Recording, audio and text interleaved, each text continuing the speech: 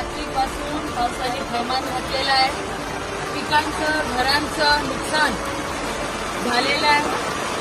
जिल्ह्यातील रहिवाशांना मला सांगायचं आहे की मुख्यमंत्री कार्यालय, सरकार, प्रशासन यांच्या संपर्कामध्ये सातत्याने आहे आणि लवकरच आपल्या जिल्ह्यामध्ये खास करून सेलू तालुक्यामध्ये अनेक गावांना पाण्याने विळखा घातलेला आहे. त्यामुळे संभाजीनगर येथून स्टेट डिझास्टर रिस्पॉन्स फोर्स बोलवलेला आहे आणि तो लवकर या ठिकाणी येणार आहे. आणि मी आता गिरगाव खुर्द या गाव आहे, गावकऱ्यांना सुद्धा सुरक्षित अशा ठिकाणी आम्ही हलवणार आहोत. जिल्ह्यातील सर्व मंडळींना मला सांगायचं की घाबरून जाऊ नका. आम्ही सर्वजण अलर्ट आहोत, प्रशासन अलर्ट आहे.